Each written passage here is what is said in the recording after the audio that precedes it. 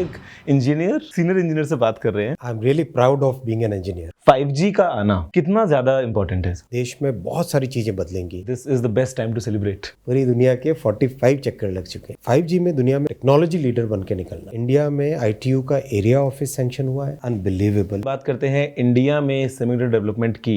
ये आपका वेफर है, इसके अंदर चिप सारी बर्नआउट की हुई है। अब तो हर चीज में सेमीकंडक्टर लग। क्या मेक इन इंडिया कैंपेन जो है उसको और ताकत मिलेगी 5G के साथ? डेफिनेटली ताकत मिलेगी। आपने पहली बार इंटरनेट सर कब यूज किया था? IIT कानपुर की लैब में। तब अच्छे वहाँ पे कंप्यूटर रिसोर्सेज होते थे। डिजिटल हैव्स और डिजिटल हैव नॉट्स, उसके बीच में डिवीजन नहीं होना चाहिए। क्या सर हम फ्यूचर में ट्रेन्स में वाईफाई एक्सपेक्ट कर सकते हैं with the help of 5G? Absolutely. जैसे आजकल स्मार्ट कार्स हैं तो we have smart trains then. Being an engineer लगता है कि खुद टेस्ट करना चाहिए। जैसे ही पास में आई दोनों ट्रेन्स, एग्जैक्टली कवच ने अपने आप ब्रेक लगाया। बुलेट ट्रेन का काम चल रहा है। 6G में वर्ल्ड में लीडर बन के इमर्ज होना है।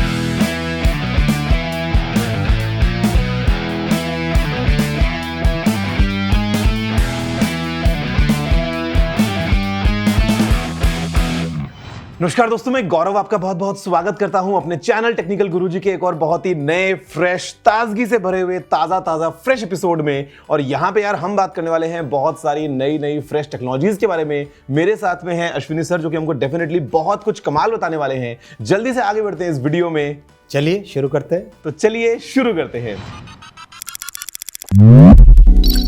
सर बहुत बहुत थैंक्स कि हम इस मौके पे अभी बात करने वाले हैं।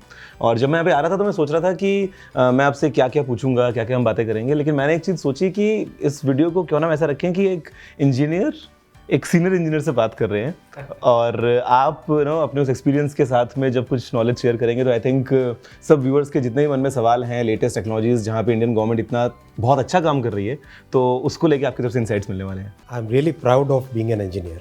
इंजीनियरिंग का एक अलग ही मजा है जी। आप इतना क्रिएटिव रहते हैं इंजीनियरिंग में, सोल्यूशन ओरिएंटेड माइंडसेट रहता है। मजा आएगा, बिल्कुल मजा आएगा सर। बिल्कुल सर, मजे की बात से ही मैं शुरू करता हूँ कि अभी हम सब जो हैं देशवासी वो आज़ादी के 75 साल जो पूरे हुए उसको सेलिब्रेट कर रहे हैं, आज़ादी का अमृत महोत्सव मना रहे हैं।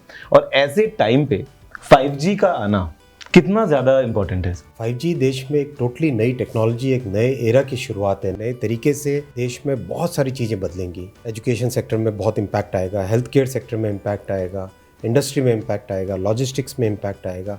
टोटली एक नए तरीके से देश में टेक्नोलॉजी बदलने वाली है। And I think this is the best time to celebrate. Yes, 75 years complete हुए देश की आज़ादी के। This is the right time. सबसे इम्पॉर्टेंट है कि इसमें टेक्नोलॉजी जो यूज़ होने वाली है वो टेक्नोलॉजी भारत में बनी हुई टेक्नोलॉजी। जी सर, इंडिजीनियस 5G की जब हम बात करते हैं तो सेम टाइम पे मेरे को याद आता है 4G का। अगर मैं आपसे जिक्र करना चाहूँ, 4G आए हुए इंडिया में बहुत टाइम हो गया है बट हम फिर भी डटे रहे कि नहीं हमें अपना ही 4G चाहिए। सर इसके पीछे का क्या थॉट था? बहुत ही इंपॉर्टेंट थॉट प्रोसेस है। देखो आज की तारीख में अगर complete end to end technology stack की अगर हम बात करें, 4G हो या 5G हो, केवल दुनिया में 5 कंपनियां ऐसी है जिनके पास complete end to end technology stack है। ओके। तो डिपेंडेंस कुछ ही देशों के ऊपर है पूरी दुनिया की। तो बहुत ज़रूरी था कि आत्मनिर्भर भारत का जो प्रधानमंत्री जी का विजन है उसमें कुछ ऐसी क्रिटिकल टेक्नोलॉजीज़ हैं जिन टेक्नोलॉजीज़ को देश में मास्टर करना। भाई अल्टीमेटली हमारे इंजीनियर्स ही तो दुनिया भर के लिए डेवलप कर रहे हैं जी। तो हमारे इंजीनियर्स पे जो कॉन्फिडेंस दिखाया PM साहब ने, उस कॉन्फिडेंस के कारण आज हम अपना भारत में बना आत्मनिर्भर भारत का complete 4G technology stack end to end बना चुके हैं, उसको टेस्ट कर चुके हैं और सारी दुनिया में आज एक्साइटमेंट है कि इंडिया से कब ये नया सोल्यूशन बाहर आएगा। सर जहाँ पे हम बात करते हैं ऐसे ही हमारे देश को और एम्पावर करते हुए, तो टेक्नोलॉजी की दुनिया में सेमीकंडक्टर जो है वो एक बहुत ज़्यादा इंपॉर्टेंट, है कहूँ तो सबसे ज़्यादा इंपॉर्टेंट रोल प्ले करता है। और हमने देखा है कि अगेन दुनिया में कुछ कंट्रीज़ है जहाँ पे डिपेंडेंसी है इस चीज़ को लेके। आज जब हम बात करते हैं इंडिया में सेमीकंडक्टर डेवलपमेंट की, चाहे हम बात करें बड़ी बड़ी कंपनीज़ को इंडिया में ला के अपनी मैन्युफैक्चरिंग शुरुआत करने की, या फिर हम कैसे हमारे देश को और एम्पावर करें, इसको लेकर सर आपने काफ़ी काम किया है। तो अब इसको कैसे देखते हैं? इसमें देखो आज से अगर 10 साल पहले हम जाएं जी तो इलेक्ट्रॉनिक्स मैन्युफैक्चरिंग इंडिया में प्रैक्टिकली बहुत ही कम थी। जी। आज इलेक्ट्रॉनिक्स मैन्युफैक्चरिंग ऑलमोस्ट $80 बिलियन पहुंच चुकी है। यानी उसका जो सबसे बेसिक रॉ मटेरियल है सेमीकंडक्टर चिप्स। अगर आप देखें ये आपका वेफर है, राइट जी। ये रॉ वेफर है, इसके अंदर सेमीकंडक्टर, इसके अंदर चिप सारी बर्नआउट की हुई है। इससे निकलता है चिप। जी। ये आपकी चिप हो गई। अब इस चिप को अगर आप सर्किट में लगाते हो, ये आपका सर्किट बनता है। तो ये कंप्लीट पूरी की पूरी साइकिल है। अब इस साइकिल को इंडिया में कैसे लाना, बहुत ही कॉम्प्रिहेंसिव तरीके से एक सेमीकंडक्टर पॉलिसी बनाई जिसमें दुनिया के बेस्ट से बेस्ट लोग जुड़े। आपको ध्यान होगा विनोद धाम, पेंटियम के father of Pentium chip, right, वो भी गाइड कर रहे हैं इस प्रोग्राम को। Some of the best professors, some of the best industry leaders, they are all guiding us in this semiconductor programme. और बहुत ही खुशी की बात है, अच्छी सक्सेस रेट है और जल्दी देश का जो कई वर्षों का जो ड्रीम है, ये ड्रीम पूरा हो। सर क्योंकि I think semiconductor is the thing जो कि किसी भी इलेक्ट्रॉनिक डिवाइस का एकदम हार्ट ही होगा। करेक्ट। तो अगर हम वो ही हमारे देश में बना पाए तो उससे बेहतर क्या होगा। चाहे मोबाइल फ़ोन हो, चाहे ट्रेन्स हो, चाहे जो सामने कैमरा लगा हुआ ये कैमरा हो, चाहे आपके हाथ में जो वॉच है वो, अब तो हर चीज़ में सेमीकंडक्टर लगता है। सर आपने बात की इंडिया में इलेक्ट्रॉनिक्स मैन्युफैक्चरिंग की, इससे मुझे याद आता है मेक इन इंडिया इनिशिएटिव। 2014 के बाद से हमने जो देखा डेवलपमेंट होते हुए कि कैसे इंडियन ब्रांड्स हों या बड़े बड़े बाहर की कंपनियां हों जो इंडिया में आके अपनी बड़ी बड़ी फैक्ट्रीज लगा रही हैं, ये चीज़ बहुत ही सक्सेसफुल रही आज तक। अब 5G के आने के बाद आपको क्या लगता है कि क्या मेक इन इंडिया कैंपेन जो है उसको और ताकत मिलेगी 5G के साथ? डेफिनेटली ताकत मिलेगी। और देखो सबसे बड़ी बात है, टेलीकॉम इक्विपमेंट की मैन्युफैक्चरिंग इंडिया में कभी सोची नहीं जाती थी। जब पीएम साहब ने make in India, startup India, digital India, ये 3 जो प्रोग्राम्स चलाए, इन तीनों प्रोग्राम्स का अगर कलेक्टिव एफर्ट आप देखो, इस कलेक्टिव एफर्ट के कारण आज इंडिया में रेडियो इक्विपमेंट, जो बेसमेंट यूनिट्स हैं उनके इक्विपमेंट सारे के सारे, कोर नेटवर्क के इक्विपमेंट, हैंडसेट्स, राउटर्स, करीब करीब कंप्लीट टेलीकॉम की जो वैल्यू चेन है सारी की सारी हिंदुस्तान में डिज़ाइन होने लगी है, बनने लगी है। और अभी जब 5G लॉन्च हुआ था तो one of the industry leaders said कि मुझे नहीं लगता था कि मेरी लाइफ टाइम में कभी टेलीकॉम मैन्युफैक्चरिंग होगी, लेकिन एक्चुअली हो गई है। सर मैं आप ही से फिर पूछता हूँ कि आपने 1991 में अपना बैचलर्स कंप्लीट किया था and you yourself were a gold medalist. Sir उस टाइम पे अगर हम बात करें इंटरनेट की तो आई डोंट थिंक कि शायद 91 में हुआ करता होगा या आपने यूज़ किया होगा। आपने पहली बार इंटरनेट सर कब यूज़ किया था? मैंने पहले इंटरनेट यूज़ किया IIT कानपुर की लैब में। ओके। तब अच्छे वहाँ पे कंप्यूटर रिसोर्सेज होते थे। Which year, sir? 92, 93? I think 92 में। तो और वो सर उस टाइम पे क्या स्पीड्स हुआ करती थी या कैसे आप यूज़ करते थे? तब स्पीड, तब ब्राउज़र वाला कॉन्सेप्ट ही नहीं था। तब हम लोग बिल्कुल कमांड्स देके एक कंप्यूटर से दूसरे कंप्यूटर में कैसे जाना होता है, that was the key thing. और प्रोग्रामिंग करने में बड़ा मज़ा आता था। I used to be a very good coder, बहुत अच्छी प्रोग्रामिंग करते थे, बड़ा मज़ा आता था। कौन सी लैंग्वेजेस करते थे वो? हम लोगों के टाइम में C++ आई थी, बहुत ही नई थी। तब मैंने C++ यूज़ करके पूरा डेटाबेस मैनेजमेंट सिस्टम बनाया था। DBMS जो ऑरेकल है, उस तरह का कंप्लीट पूरा DBMS बनाया था, because multimedia was not part of the database management system. Sound को इंटीग्रेट करना था तो उसके लिए पूरा DBMS ही बना दिया। आई स्टिल रिमेंबर C++ का #include iostream.h #include conio.h जो हमने करते थे। बहुत मज़ा आता था। आपने मतलब आज के टाइम में आई थिंक अगर मैं बात करूं इंटरनेट की, जैसे आपने बताया उस टाइम पे कि ब्राउजिंग कंसेप्ट नहीं था, उस टाइम पे internet was, I mean this connectivity was useful for other things. Sir आज हम आई थिंक ऐसी एज में पहुंच गए हैं जहां पे हमारा जो बिल्कुल अटेंशन स्पैन है वो काफ़ी कम हो गया है और हम ये कह सकते हैं कि slow internet is bad then no internet. तो 5G जब हम एक्सपीरियंस करते हैं, इतना तेज़ी से जब हम इंटरनेट को आज एक्सपीरियंस कर पाएंगे, आपको क्या लगता है सर एक कंट्री के डेवलपमेंट के लिए अगर हम बात करें, सिर्फ मोबाइल में एक तेज़ हमारा वीडियो प्ले हो जाए, ये तो एक आम यूज़र के लिए हो गया है, but industry point of view से कि 5G कहाँ कहाँ एक्चुअल इम्पैक्ट डाल पाएगा? अगर आप ग्लोबल 5G का इकोनॉमिक इम्पैक्ट देखो ग्लोबली, जी, सबसे सबसे बड़ा इम्पैक्ट है हेल्थ केयर में।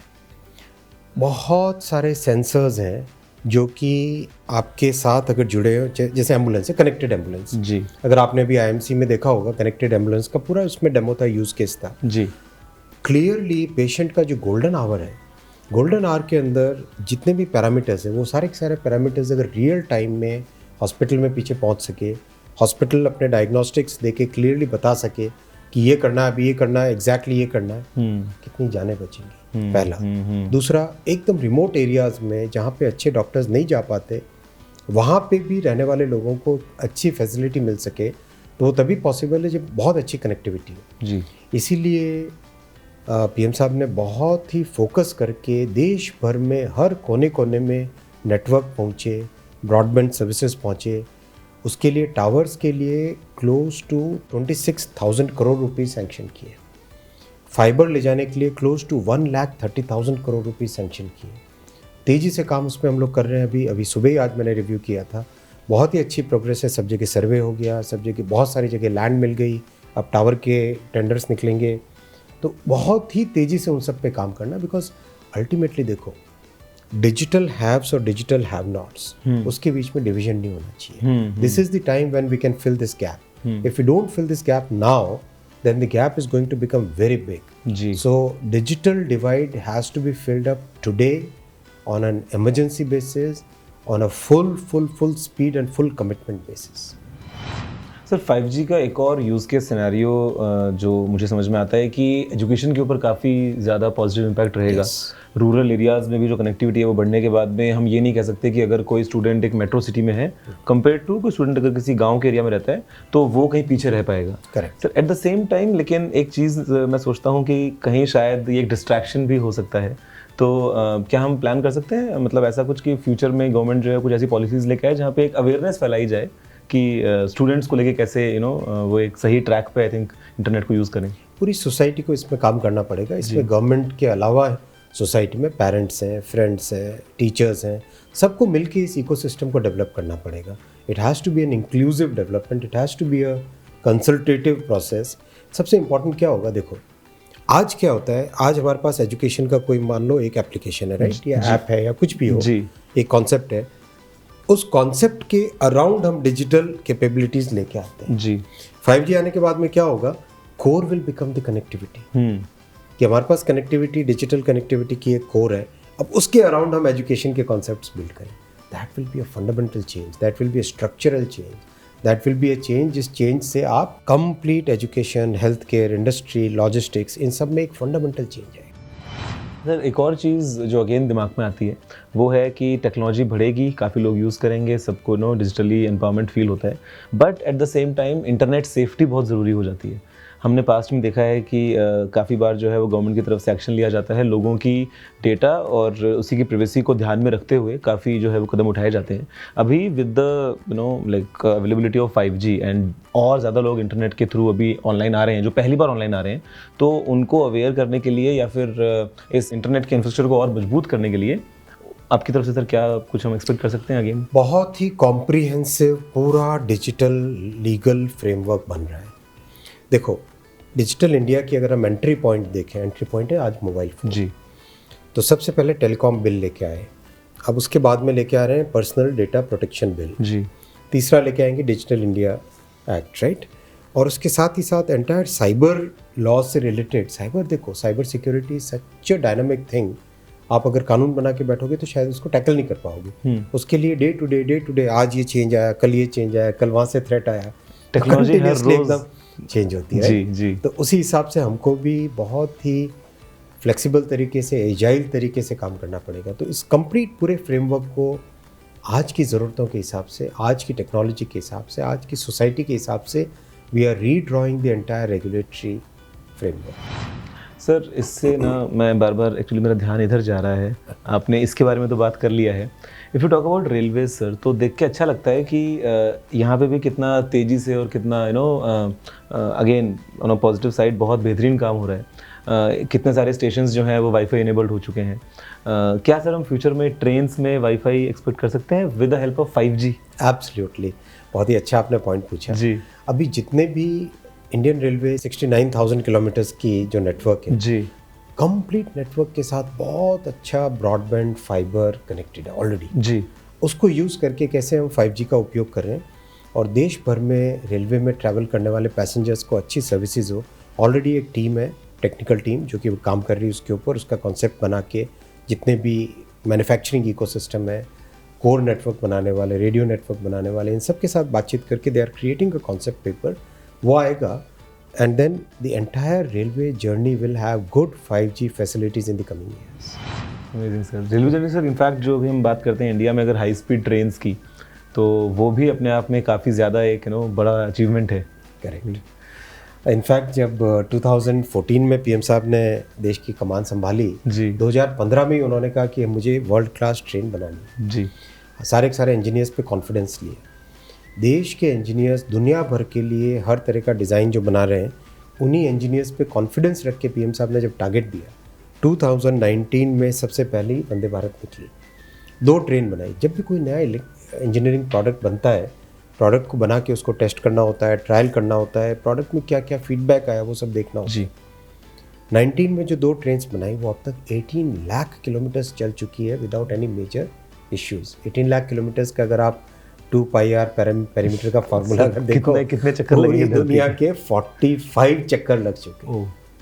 पूरी दुनिया के 45 चक्कर लग चुके हैं। It's that and without any major accidents, touch wood. It's a great engineering feat. उसके बाद में उसका नेक्स्ट वर्जन अभी निकाला, पिछले 30 सितंबर को पीएम साहब ने गांधीनगर से लॉन्च किया। नाउ दिस वर्जन 0 to 100 की speed it achieves in 52 seconds. 52 seconds is a amazing acceleration. अगर आप देखो दूसरी जितनी कंपेरेबल ट्रेन्स हैं, बुलेट ट्रेन है जैसे, 0 to 100 it takes 55 seconds. So it's a very good feat accomplished by our engineers, our technicians, our electricians, our welders, सब लोगों ने इतनी मेहनत से बनाई। ये मुझे याद दिलाता है, जो दुनिया की फास्ट सुपर कार्स हैं उनका शायद 0 to 100 जो है वो कुछ 3, 4, 5 सेकंड का होता है। और एक तरफ हम बात कर रहे हैं एक बहुत लंबी ट्रेन 16 कोचेज है, इतनी लंबी ट्रेन है। तो, सर इसी से दिमाग में आता है कि न सिर्फ हाई स्पीड, यहाँ पे अगर हम सेफ्टी पॉइंट ऑफ से भी देखें तो जो कवच टेक्नोलॉजी का जो है हमने डेमो भी देखा है कि वो कैसे बैकबोन पूरी जो है वो टेक के उसको इस्तेमाल करते हुए और कैसे हम सेफ्टी को एनहांस करते हैं। बहुत ही इनोवेटिव टेक्नोलॉजी यूज़ की है कवच में। अगेन दिस एंटायर कवच system is design in India and manufactured in India. ये जो ट्रेन है, ट्रेन के चारों तरफ एक सेफ्टी का एनवेलप बनाती है, राइट। अब मान लो सेम ट्रैक है, सेम ट्रैक पे 2 ट्रेन आ रही है जी, एग्जैक्टली एट 380 मीटर्स, वो दोनों अपने आप में ब्रेक लग जाएगा। कवच will apply the breaks on its own in both the trains और एकदम सेफ।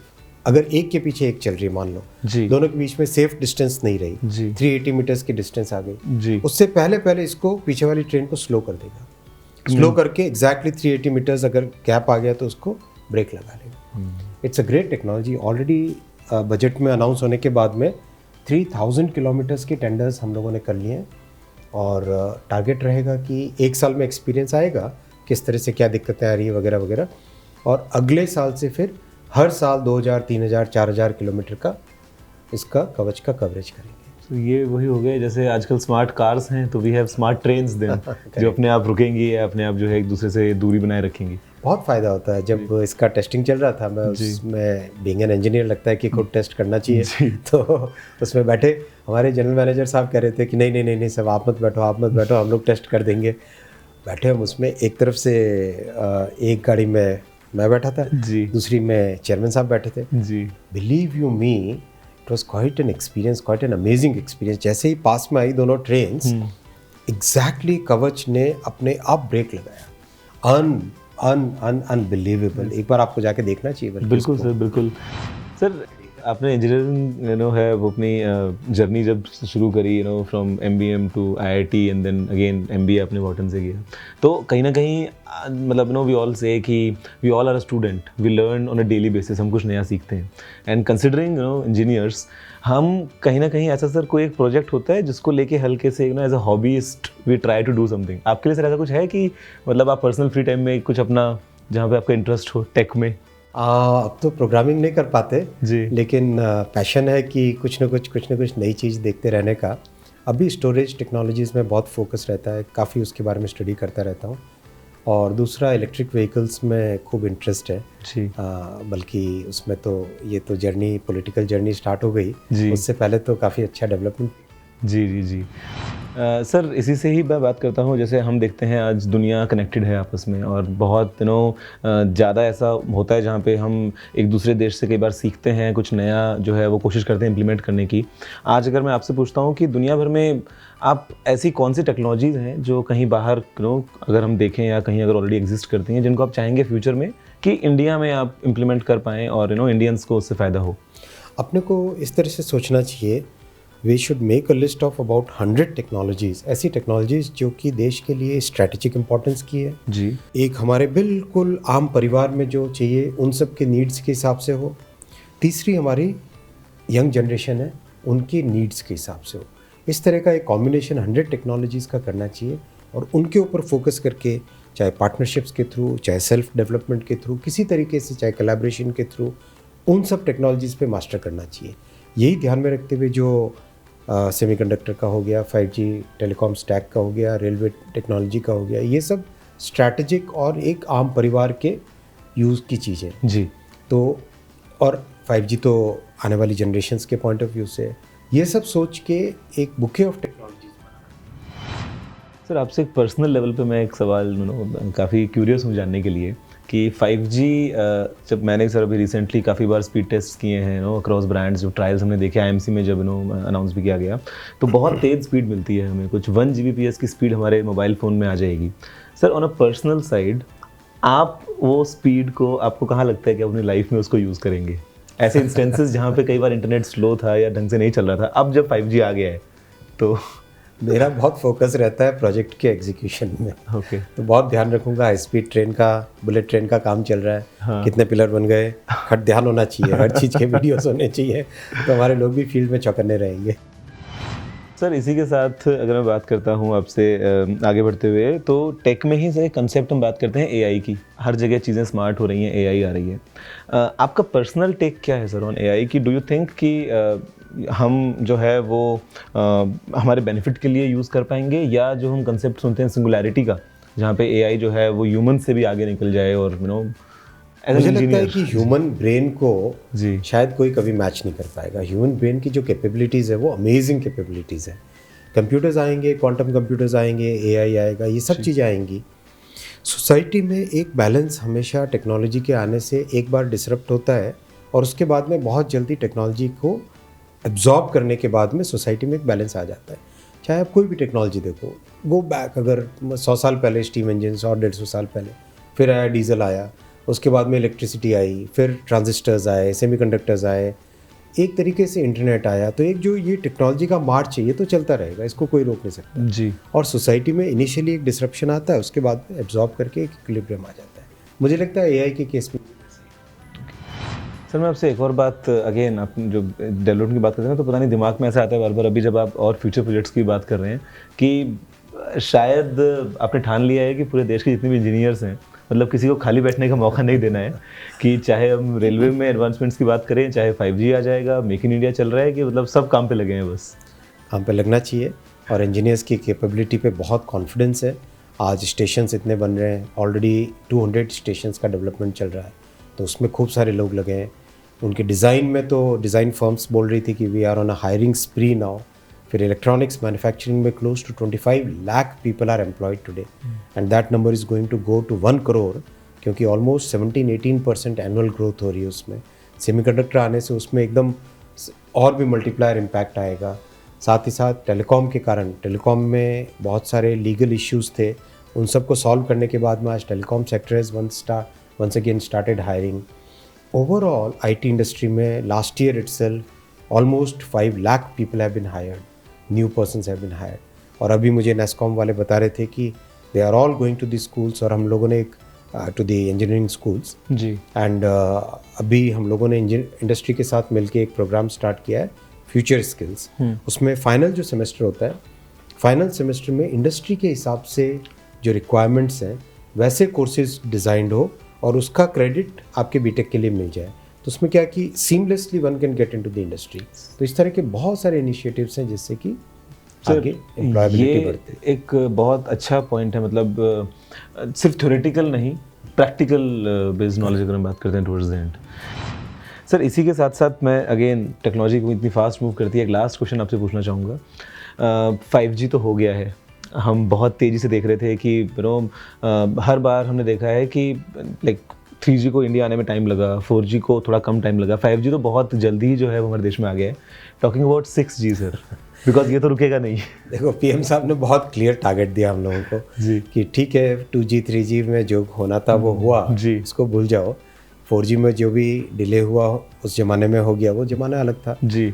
5G में दुनिया में समकक्ष खड़ा होना है और टेक्नोलॉजी लीडर बन के निकलना है। बिल्कुल सर। और 6G में वर्ल्ड में लीडर बन के इमर्ज होना है।